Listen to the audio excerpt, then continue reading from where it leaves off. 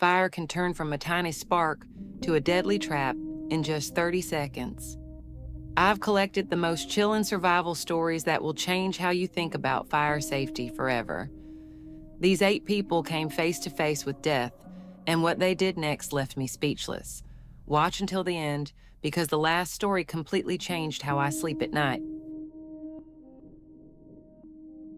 I never thought I'd survive that night at Oakwood Apartments.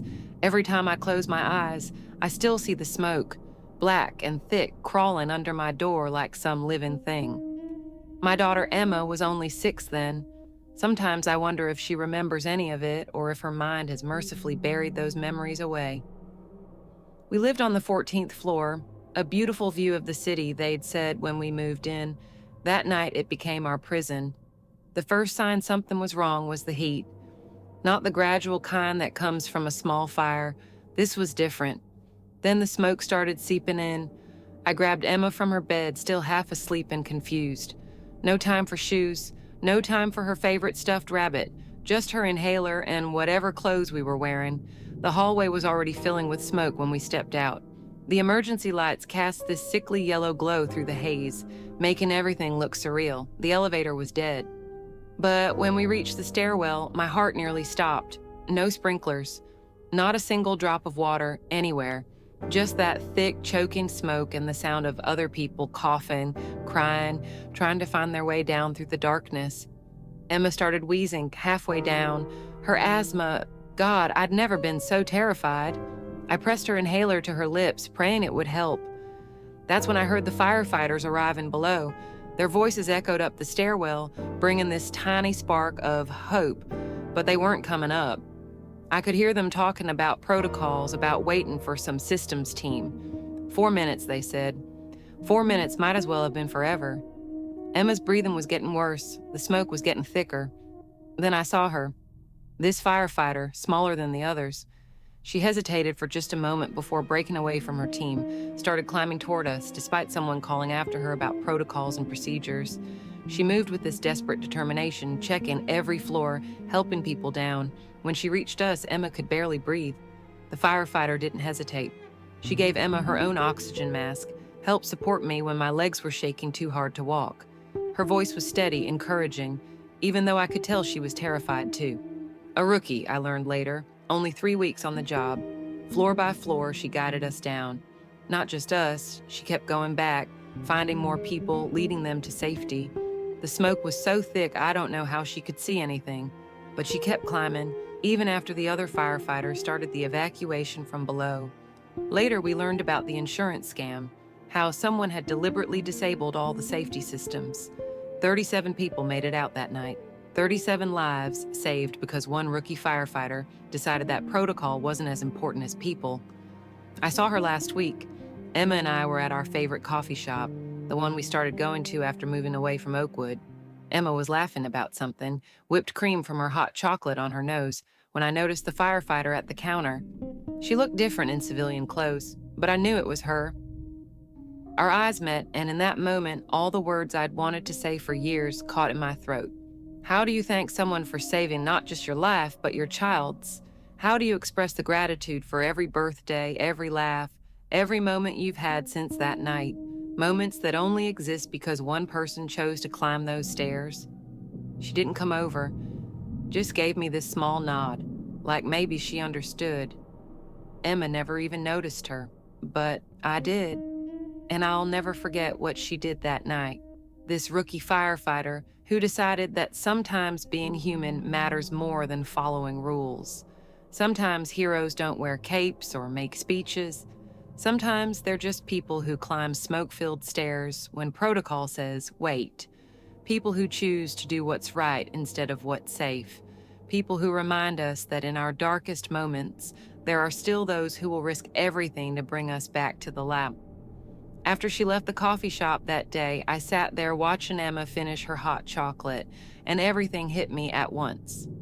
All the mundane, beautiful moments we've had since that night. Emma's first day of middle school, teaching her to ride a bike, watching her perform in the school play. None of it would exist if that firefighter had followed protocol. I went home and dug out the newspaper clipping I'd saved about the fire. It mentioned she'd been put on probation for breaking protocol, but also that her actions had exposed the larger insurance fraud scheme. The article included her name, Joan Martinez, but nothing about the lives she'd touched, the futures she'd saved. That night, I wrote her a letter, 3 pages, tear-stained, and probably incoherent, trying to explain what her choice meant to us. Some debts of gratitude are too profound for words. I never thought I'd share this, but after what happened at Pine Ridge Lodge last weekend, I need to get it off my chest. You know those stories that start with, "It was supposed to be a relaxing getaway"? Yeah, this is one of those. My friend Katie convinced our group to rent a gorgeous mountain lodge. "No cell service means actual connection," she'd said. God, I wish I'd pushed back harder. The first warning sign came during the drive. Dark clouds rolled in fast, and the mountain road was slick from earlier rain. We reached the lodge just as fat drops started hitting the windshield. The caretaker, Jim, met us with keys and a warn-in. "Storm's coming in stronger than expected," he said, pointing to the landline phone in the kitchen. "If anything happens, that's your lifeline. Cell service is spotty up here." We didn't think much of it. The lodge was stunning, all warm wood and massive windows overlooking the valley. Katie and I claimed the upstairs bedroom while the others settled downstairs. We spent the afternoon playing board games, drinking wine, and watching the rain streak down the windows. Then the power flickered, once, twice, and went out. Darkness hit like a wall. "No biggie," Mark called. "I saw emergency lanterns in the mudroom." But when Sarah went to check, she screamed. I ran to the stairs and nearly collided with her. "Smoke, there's smoke coming from the furnace room." The next moments are burned into my memory. The acrid smell, smoke seeping under the utility room door. Mark grabbed the fire extinguisher, but the flames were already climbing the walls. "Everyone out," he yelled. We ran into the rain, grabbing what we could. The fire spread fast, alive, hungry, standing in the muddy driveway, watching flames eat through the roof. That's when Emily remembered. The road, the bridge, remember that construction? My stomach dropped. The only road down the mountain crossed a stream via a small bridge. They'd been doing maintenance, letting cars through one at a time. With this rain, I ran to the car, hoping my phone had a signal. Nothing. Sarah sprinted toward the lodge. "The landline, we need to—" "Sarah, no!" Katie screamed. But the flames had reached the kitchen. Our lifeline was gone, 6 of us. One road down, probably washed out. No signal, no help, and the fire kept growing. We huddled under the carport, soaked and shivering. The rain didn't help. It created steam that mixed with the smoke, making it hard to breathe, hard to think. Hours passed, the longest of my life. We tried walking down the road, but the rain turned it into a mudslide. Emily almost went over the edge before Mark caught her. At dawn, we heard the helicopter. Jim, the caretaker, had seen the smoke from his cabin and called it in. They airlifted us out one by one. The lodge, there was nothing left. Here's what haunts me. If Jim hadn't looked out his window, if he hadn't been home, if the helicopter couldn't fly in that weather, I don't delete emails anymore. I don't put my phone on silent. And I'll never stay anywhere without checking evacuation routes.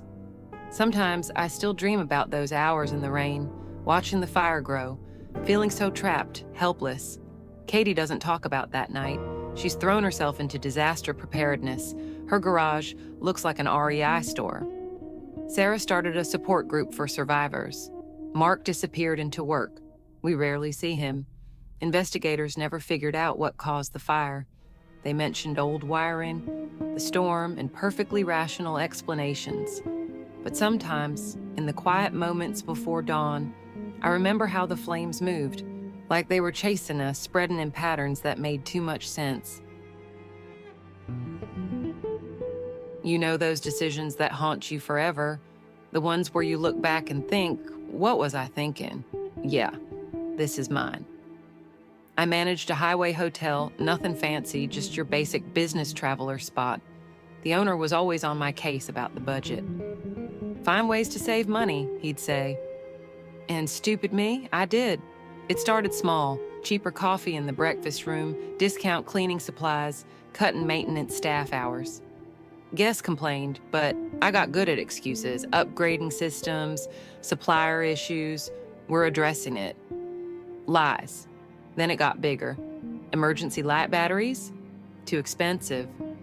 The fire system had error messages, the sprinklers were overdue for inspection, and the backup generator hadn't been serviced in years.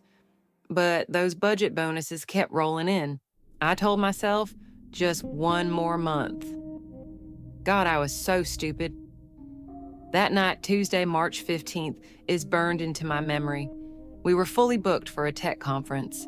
I'd been at work since 6 a.m., dealing with crises. Broken coffee maker, AC issues, card key malfunctions. It started with flickering lights. Then came the smell. Burning plastic. My stomach dropped. I grabbed my master key and ran to the 3rd floor, where the smell was strongest. Those emergency lights I never fixed? Pitch black. My phone? Useless. The signal repeaters hadn't worked in months. People were waking up, opening doors, confused, but there was no fire alarm, the one I'd been meaning to service. Smoke thickened fast, burning my eyes. I tried heading back to the stairs, but then the main power went out. The backup generator didn't kick in. I realized I was trapped in my own death trap. Every shortcut I'd taken was now coming back to haunt me. The sprinklers, silent. The emergency lights, dead. The alarm system that should have called the fire department, useless. I don't remember much after that. Crawling on the carpet, trying to breathe, people screaming, coughing, crying. The heat was unbearable, the carpet felt hot under my hands, and every breath was like swallowing fire. I kept thinking about the safety reports I ignored, the maintenance requests I marked non-essential, and the inspection certificates I pushed off. When I woke up in the hospital, I had smoke inhalation, 2nd-degree burns, and a concussion from passing out. But I was lucky. 3 people didn't make it. 3 guests who trusted us to keep them safe. The investigation uncovered everything. Every shortcut, ignored warning, skipped inspection, falsified log. Emails where I told staff to delay repairs. Budget reports showing funds diverted from safety to other areas. It was all there. Now I'm facing criminal charges, negligent homicide. But honestly, the legal stuff isn't the worst part. I deserve the punishment. It's the nightmares. Every night I see their faces, the ones who didn't make it. I hear the screams, smell the burning plastic. I see the families at the funerals, a father of 3, a newlywed wife, a college kid working his first job, gone because of me. Some nights I lie awake wondering how many other hotels are doing the same thing. How many managers look at safety equipment and think, we can wait another month. How many disasters are waiting to happen. To anyone tempted to cut corners on safety, don't. The money isn't worth it. Nothing is worth living with this. I need to tell someone about what happened that night at Cedar Ridge. My hands won't stop shaking, but I have to get this out. 3 years feels like too long to keep this secret. I was just a seasonal ranger back then, fresh out of school, excited about my first real job in conservation. Cedar Ridge isn't one of those fancy national parks, just 50,000 acres of dense forest that nobody outside the state really knows about. We were always understaffed, 3 rangers total, if you can believe it. Me, Mike, and David stretched thin across all that wilderness. That summer was brutal, hot like I'd never felt before, the kind of heat that makes the air shimmer and the ground crack. Everything was so dry that even our boots made this weird crunching sound on the pine needles. The animals knew something was wrong. They were moving in weird patterns, heading down from the high country weeks before they usually did. I remember every detail of that night. The sunset looked wrong. Not the usual peaceful kind of wrong, more like a warning. The whole sky had this sickly orange glow that made my skin crawl. I was doing my evening patrol, mentally counting down the minutes until my shift ended, when I first saw the smoke. At first, I thought my eyes were playing tricks. You know that thing where you're so tired your brain starts making stuff up? But then I saw more wisps rising above the trees. And more. My stomach dropped when I got to higher ground and could actually see what was happening. The fire wasn't spreading like a normal wildfire. I'd studied fire patterns. this was different. The flames were forming this perfect circle, like someone had mapped it out beforehand. Multiple starting points, all carefully placed. Even through my rising panic, I knew this wasn't natural. This was deliberate. Mike must have noticed something was off too. His voice on the radio had this edge I'd never heard before. He'd found something near Lookout Point 7, evidence, he called it. Then his radio went silent. Just complete static. That was the last time anyone ever heard from him. I was about to drive up to check on him when these headlights appeared in my rearview mirror, just sitting there in the growing dark.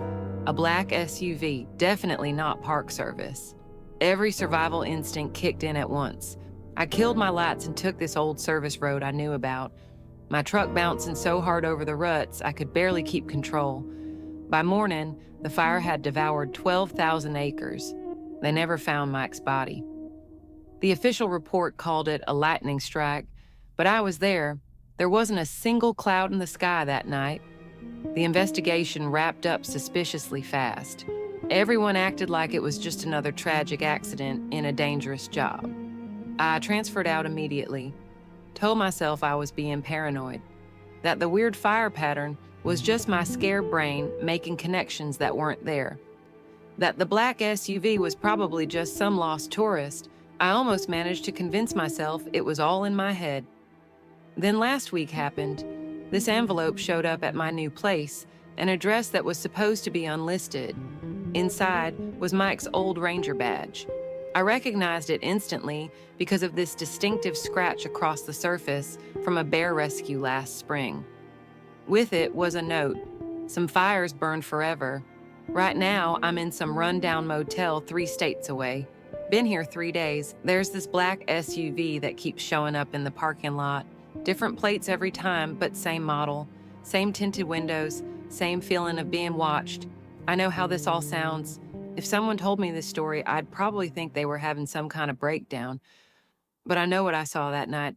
The fire wasn't random. It was covering something up. Something big enough that they killed a ranger and burned thousands of acres to hide it. I don't know who they are. I don't know what they were hiding. But they know I saw the pattern. They're letting me know they haven't forgotten. Maybe telling this story is a mistake. Maybe it'll get me killed. But someone needs to know what really happened at Cedar Ridge. So if you work in the parks or forests, watch for the signs. If you ever see flames making a perfect circle, don't call it in. Don't investigate. Just run. Because whoever these people are, they're willing to burn everything to keep their secrets buried. And they're still out there watching, waiting. The SUV's been parked outside my room for an hour now. I keep hearing footsteps in the hallway, different patterns, like they're taking turns. I think they're done waiting. If something happens to me, at least now someone knows why. At least the truth isn't buried in the ashes anymore.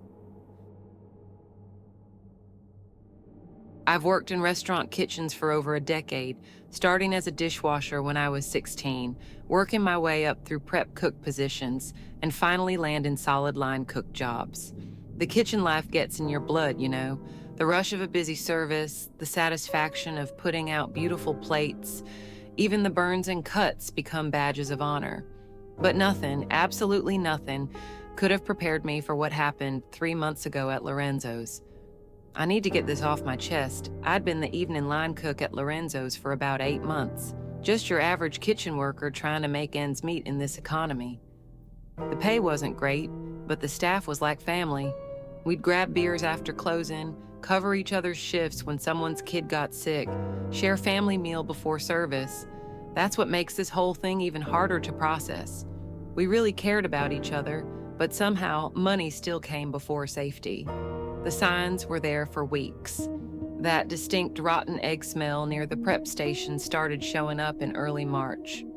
At first it was faint, just enough to make you wrinkle your nose when you walked past the dry storage area. I reported it to management repeatedly. "It's just the drains," they'd say. "We'll look into it." They never did. Looking back, I should have pushed harder, should have called someone myself. But you know how it is in restaurants. You don't want to be labeled as difficult, as a troublemaker. This industry can be brutal, and good jobs are hard to find. The smell got worse through April. Other staff noticed too. Maria, our prep cook, started getting headaches. Tom, one of the servers, mentioned feeling dizzy whenever he came to the kitchen to pick up orders. But our boss Jordan kept brushing us off, said we couldn't afford repairs right now, not during peak season with prom nights and graduation parties booking up the calendar. He'd crack open windows, run fans, even started burning scented candles in the kitchen, which, looking back, was insanely dangerous. Anything to avoid calling in professionals. Then came that Saturday night in May. We were slammed, every table full, private party in the back room, tickets flooding in faster than we could clear them. The kitchen was a furnace from all the cooking. The ventilation system was barely keeping up with the heat, let alone the smell. Something felt different, wrong. The odor was overwhelming, making my head spin every time I turned toward the grill. I noticed Wendy, our dishwasher, looking pale and unsteady on her feet. She was only 19, working to put herself through community college. "You okay?" I asked, watching her grip the edge of the sink. She nodded weakly, but I could tell she wasn't. I was plating an order of chicken marsala when I heard it. A soft but distinct hissing sound coming from behind the grill station. My stomach dropped. The smell was stronger there, much stronger. I grabbed Jordan's arm as he passed, practically begging him to listen. "We need to evacuate now." He yanked away, face red with anger. "Are you crazy? We're packed? Do you know how much money we'll lose?" That's when Wendy collapsed. I didn't wait for permission or second guess myself. I ran to the fire alarm and pulled it, screaming for everyone to get out. The dining room erupted in chaos, customers scrambling from their seats, plates crashing to the floor, servers trying to maintain some kind of order. Jordan was screaming at me, but I couldn't hear him over the alarms and shouting. My only thought was getting everyone out of the building. We made it to the parking lot just as the first window blew out. The force knocked me to the ground, and I felt glass raining down everywhere. If we'd stayed inside even 2 more minutes, I still get chills thinking about it. I can still hear the sound of that explosion, still feel the heat on my face, still smell the smoke and gas mixing in the air. The fire department later confirmed what I'd feared, a major gas leak from corroded pipes. The infrastructure was ancient, badly maintained.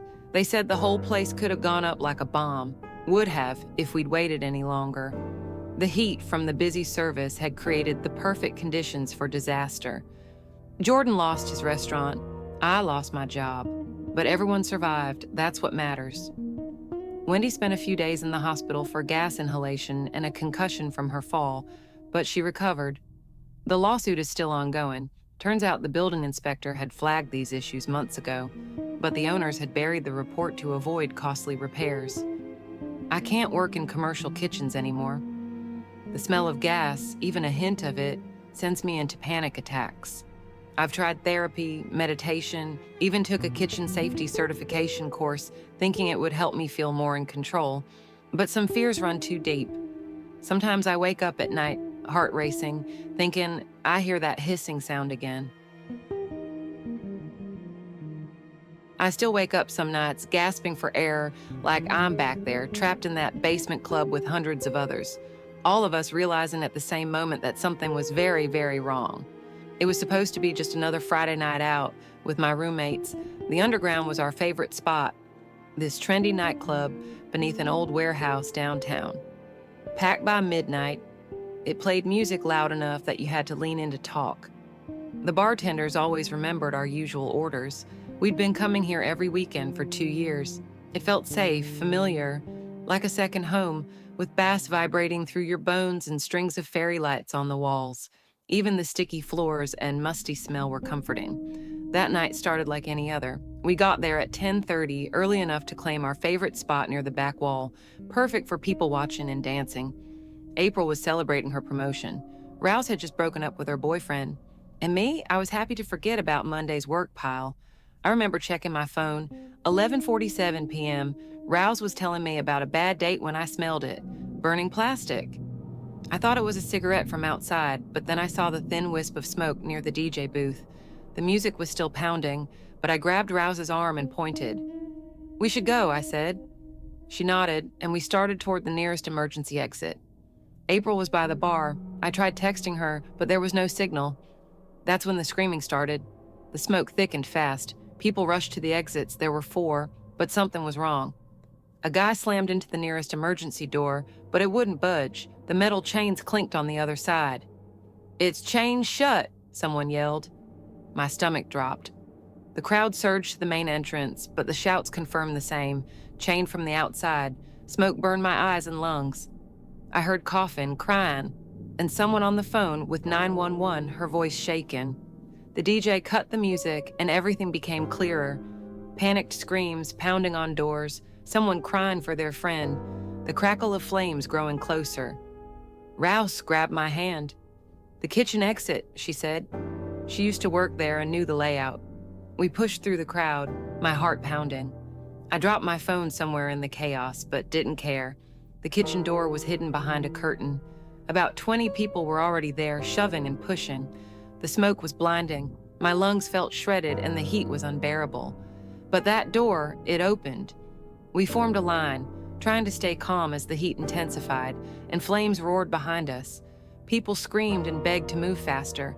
A man passed out from the smoke, others carried him through.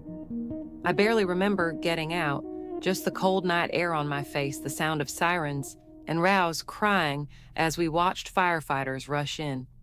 April had made it out first through the kitchen door. We held each other, shaking and sobbing as survivors streamed out.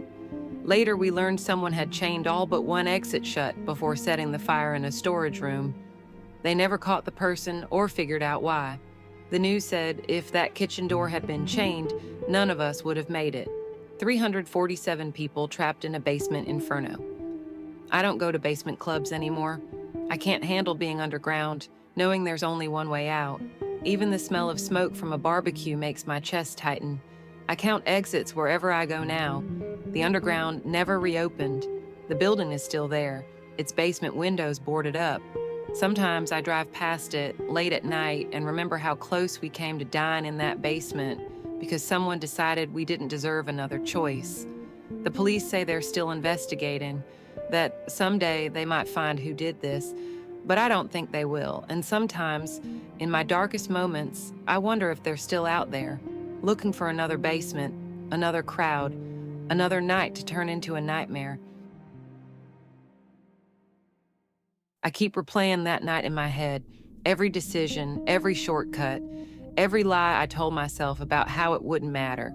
The worst part is knowing exactly how we got here, one small compromise at a time. I'd been in fire safety equipment sales for 8 years, long enough to know the ins and outs, and long enough to recognize a deal that was too good to be true.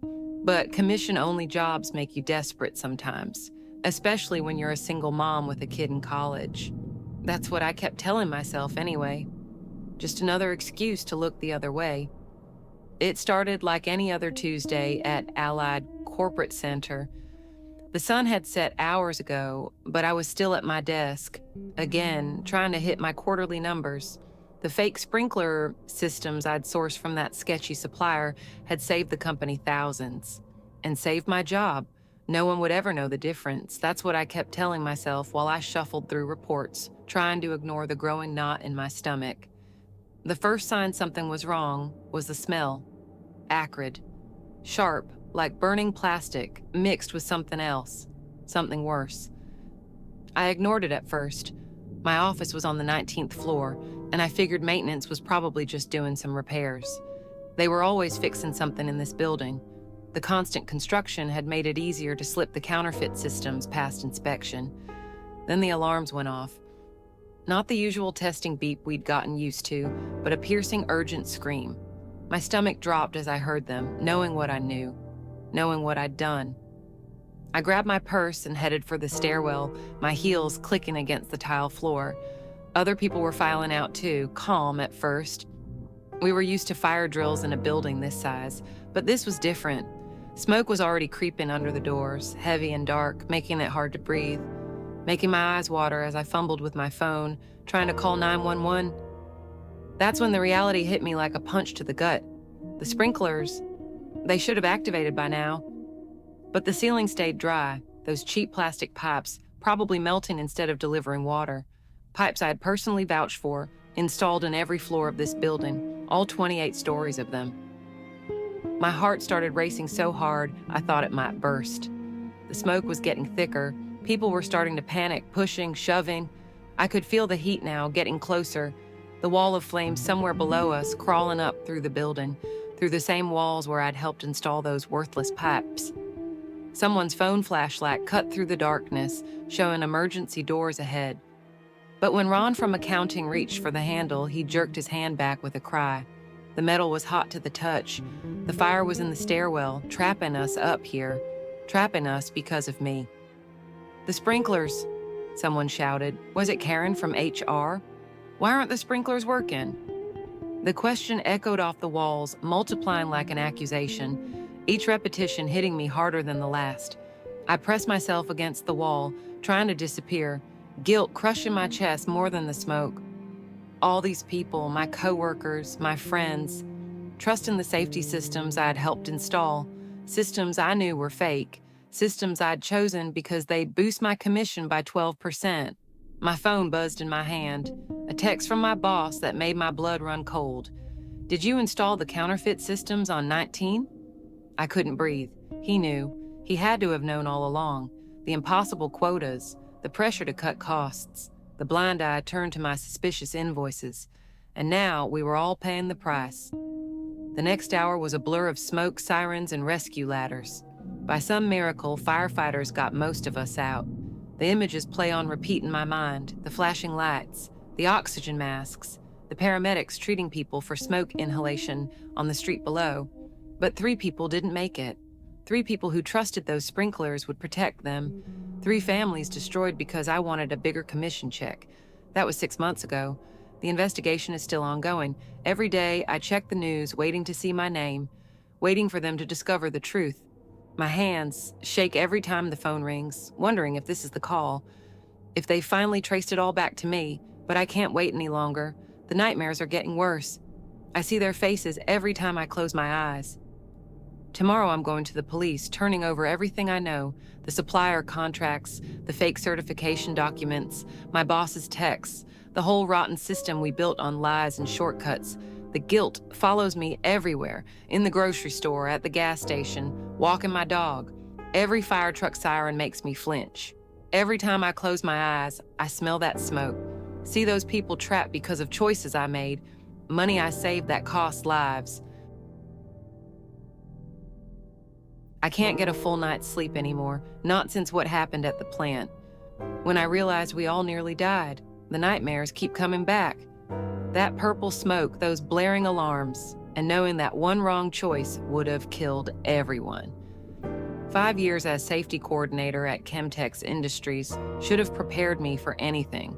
I'd done countless drills, written up every incident report, memorized safety protocols until they became second nature. My husband, Matt, used to laugh about how I'd mutter evacuation procedures in my sleep. He doesn't make those jokes now, not after what happened that night. I remember it perfectly. Just another quiet shift in my office, going through maintenance schedules with a cup of coffee I'd forgotten about hours ago. The machinery hummed away like always, until suddenly it stopped. That silence grabbed me first. Then came the alarms. Red emergency lights flooded every hallway. My radio burst to life. "Fire and Processing Unit 3, this is not a drill." Training took over. I snatched the emergency response binder and initiated evacuation protocols. Running down the corridor, this sharp chemical smell hit me. Something was seriously wrong. The smoke looked all wrong, too. Instead of normal gray, it was this dark purple color. The way it moved made my skin crawl, thick and heavy like it had a mind of its own. I checked the hazmat data sheets against my tablet readings. The numbers were completely off. My hands wouldn't stop shaking as I radioed the fire team. "Do not engage. Hold your position." The captain shot back immediately. "We have to contain this now." I heard the frustration in his voice, years of training telling him to act fast. "Listen to me. The data sheets are wrong. All of them." My voice cracked as I pulled up our safety assessments. I started checking timestamps, dates, signatures. Someone had systematically changed all the chemical reaction profiles. Weeks of falsified reports stared back at me. If our team followed standard fire protocols, we'd create a massive chemical disaster. Everything slowed down. My heart hammered against my ribs. Sweat soaked through my shirt. That burning smell kept getting stronger. I had to decide right then, trust my gut or stick to the procedures I'd relied on for years. I slammed the full evacuation alarm. Every unit, every person. The sound ripped through the whole facility. A piercing wail I still hear in my dreams. It vibrated through my entire body. On the security feeds, I watched people running everywhere in complete chaos. I forced myself to stay put, fighting the automated systems, redirecting airflow, sealing off sections, going against every protocol I'd helped create, protocols built on someone's lies. My fingers raced across the keyboard, each override needing special authorization. Minutes felt like hours. The fire kept spreading, but we got everyone out. All 127 people working that night. I can still picture them huddled in the parking lot, scared, confused, pissed off. When the special hazmat team showed up later, they proved I was right. The actual chemicals in that unit would have created a deadly gas cloud if we'd followed normal procedures. They never caught whoever faked the data. The investigation's still dragging on, but now I see threats everywhere. In every report I check, every safety form I sign. That seed of doubt won't leave me alone. What else don't I know about? What other dangerous lies are hiding in our perfect paperwork? I switched to day shift after that. Started triple-checking every document that lands on my desk. People whisper that I've gotten paranoid. Maybe they're right. But I've seen how simple it is to twist the truth, to bury deadly secrets under official stamps and proper procedures. The company gave me some fancy award, said my quick thinking saved everyone, but that doesn't help much. Every morning when I scan my badge, every time I walk past the rebuilt Unit 3, I think about how near we came to a disaster that would have looked totally legitimate on paper. At night, when everything's quiet, my mind goes back there. I see that purple smoke, feel the pressure of those split-second choices, and I wonder if anyone else is out there right now, staring at safety reports, questioning their procedures, hunting for hidden lies in their data, praying they'll catch them in time, because that's what scares me most about safety protocols now. They're only as reliable as the people behind them, and people, they can be more dangerous than any chemical reaction we're supposed to be protecting ourselves against.